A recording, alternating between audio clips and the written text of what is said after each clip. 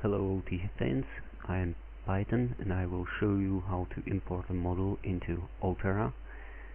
I'm using Blender, so you will see how to do certain things in Blender for importing a model too.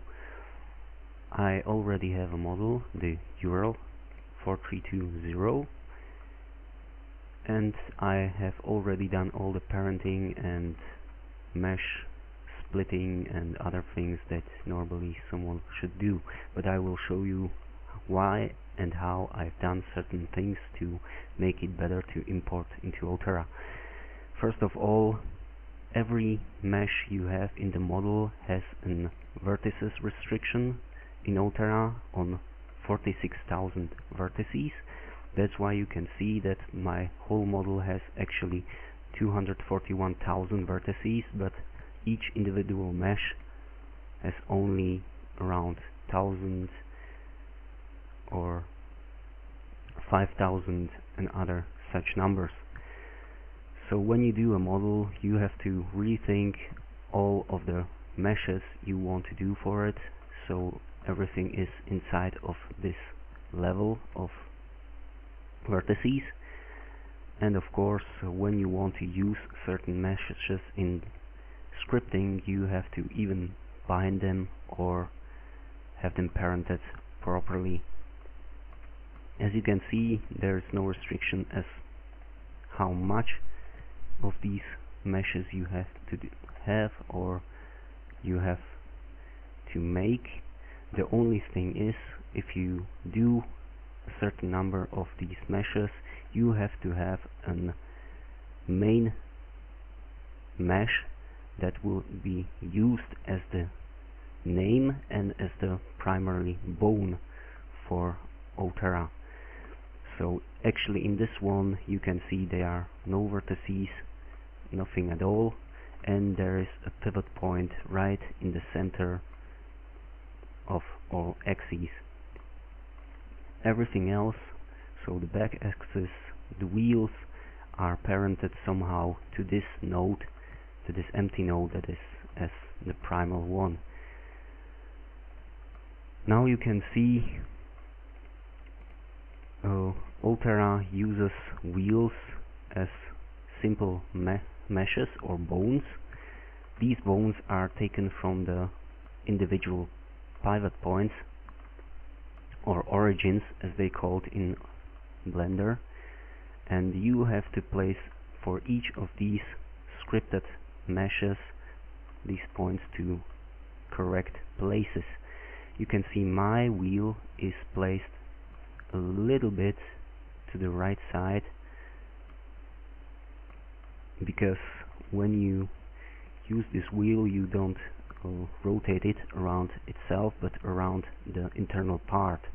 You can see now I don't have this wheel parented to this little internal part, but we can do that simply by clicking on the wheel, clicking on the internal part and pressing Ctrl B and parent it.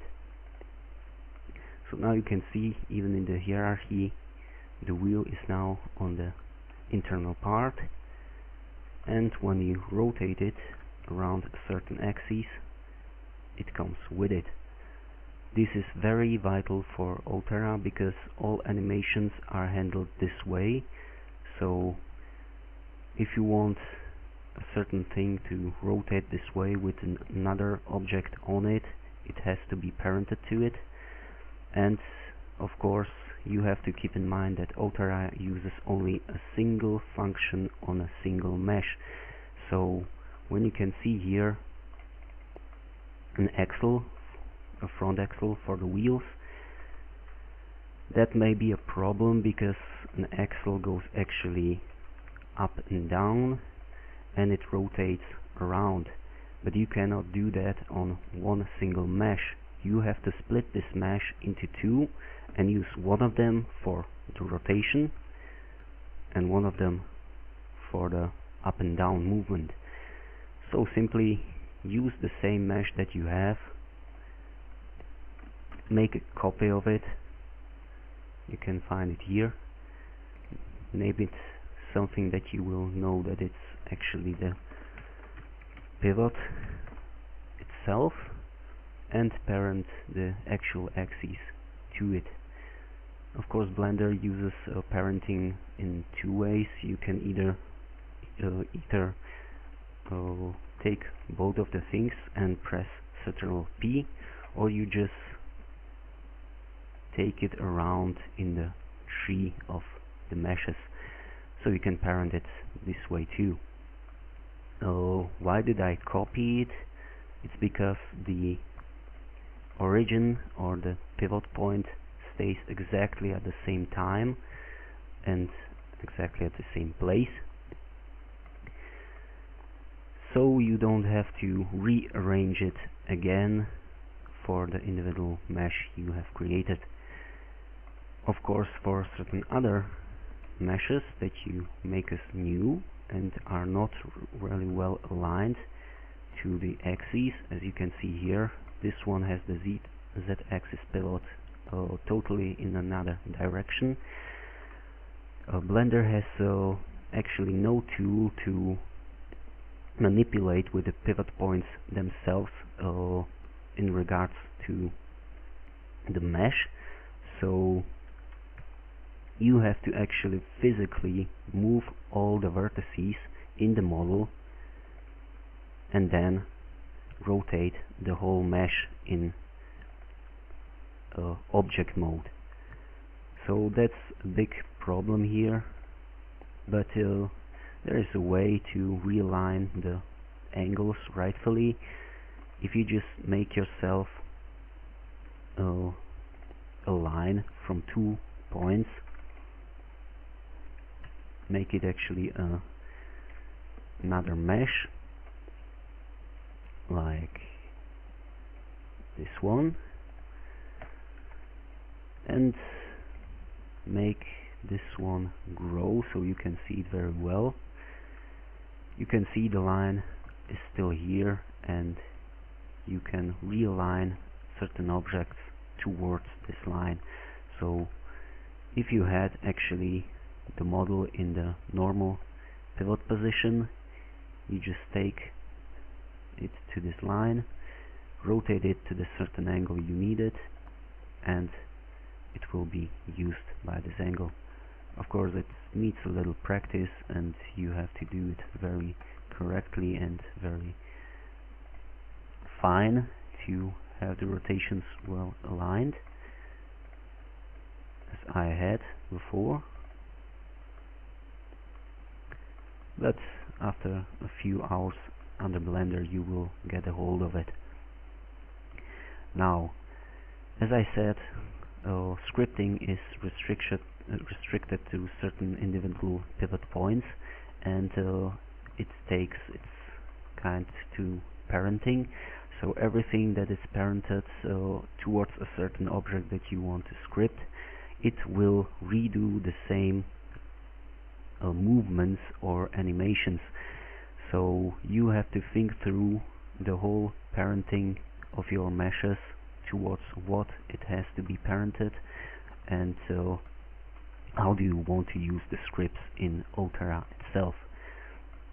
Now, when we talk about meshes and their individual pivot points, you have to keep in mind that in object mode, making copies of certain objects and wanting to use them later as an other thing isn't much a good idea. Mostly it works, but sometimes Blender spazzes out and it uses these objects as the original ones, so you can sometimes see the pivot point being on another place, like on this other wheel, where it is here. But it actually will, after using animations in Outerra, use the old pivot point. So it's better to make the whole model and then split certain parts into what you need to use in certain meshes than copying a whole thing. Or when you do copy these things, it's better to copy vertices themselves in edit mode into another model and join them afterwards, but not copying the whole object, because the pivot points can stay at the original place even when it shows it somewhere else. As for this model, you can see I don't use any textures, only materials. You apply materials in edit mode to a certain group of vertices that you have selected. I can show you on the hood. So I take the complete hood, take these vertices and go to materials and use the rubber material there. So you can see it came to rubber, and you can change it back somewhere. Outerra uses the same materials, but certain values for reflections and so will be changed, so don't panic when the model looks a little else than in Blender itself. You can edit these in the matlab file of the model that will the importer create. When talking about materials, you have to keep one thing in mind, and that's texturing. If you want to texture a certain object, it's better that the object uses an individual material, not like any other material that you used as the same for other meshes, but a new one, because when you apply a texture, it normally uses this material to apply it, and when you change some values for a certain material, like reflectance or for normal maps, certain parameters, it will take it for the material itself, which will be, as you can see, applied to many other meshes, and you don't want these values to influence these other ones too. So it's better to make yourself a new material, name it something else, and apply textures on these ones. So actually UVs. As for UVs, you can apply them or actually give the textures in the Blender. So there are two separate things that you do while creating textures for Blender. You can see I have here the front panel of the urals inside, and I want to texture the gauges. So I'll go to UV mode in a separate window, and here you see a plane on which the UV texture will be shown, and you can manipulate with it. On the model itself, you have to find certain places that you want to import. So for my model, it's the places where the gauges are, so I will select all these round parts of the front panel. 1, 2, 3. So I will apply 3 of the gauges. You have to restrict the places that will be cut out from the model. So you can do this by adding marks for the UVs with this UV mapping tool mark scheme, and you can see all the vertices that I selected will make themselves kind of reddish, and these will be actually the places where the mesh will be cut out to be used in the UV mapping tool. So now I can take all the vertices around and use U to unwrap this mesh.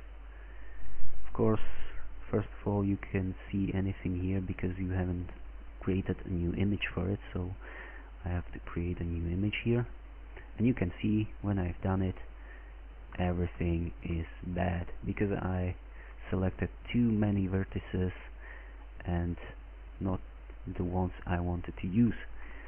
So now I go back to the certain point where I have selected only these ones. So I make new image again, use the unwrapping tool, and you can see we have the selected meshes parts right here in the UV editor. You can use either the texture there actually is, or you can use another one that you have saved somewhere else, but it's good to make yourself a UV layout and export it out to manipulate with it with an other program like GIMP or Photoshop. I have already created a texture for my gauges, so I will simply open it here. I have to first find it. Yeah. Oh, wrong one. Diffuse. This is the one. And you can see you have to either create the texture around the layouts you have exported, or you can manipulate with these layouts right in Blender, like the size, the place it is, the rotation, so on. And when you use actually the solid mode, you can see the texture is not applied here either, but in the texture one is.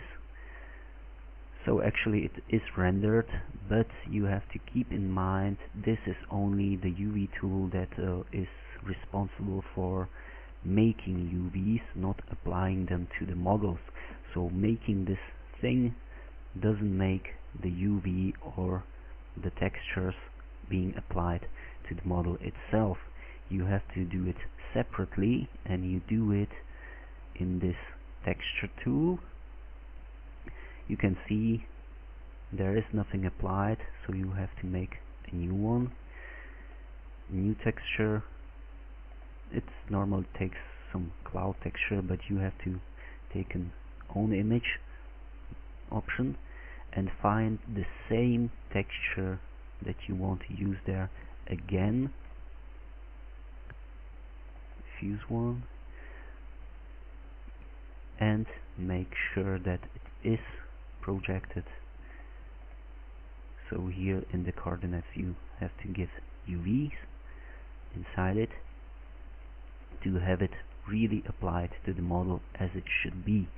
So now it will be applied into the model itself. Now exporting the model with the UVs is simply simple as exporting a normal model only with meshes. So you have to select all the meshes that you want to export, preferably from the first mesh that you created, the primal one. So you can see everything is selected and must be selected to be exported with Blender, and export it in Collada format. Of course, if you want to keep the parenting and all the pivot points, you have to apply modifiers, select option only, include children and armatures, and we have made an UV texture, so we have to include UV textures in this Collada export. So we will export it, and so we created an Collada file of the model. I have to show you a certain aspect that I have completely forgot of in the video, and that's the aspect of the faces that are rendered. Here you can see the cube even in the render and object mode, but you have here a certain flip normals menu. When you do it, you can see, you can look through this face.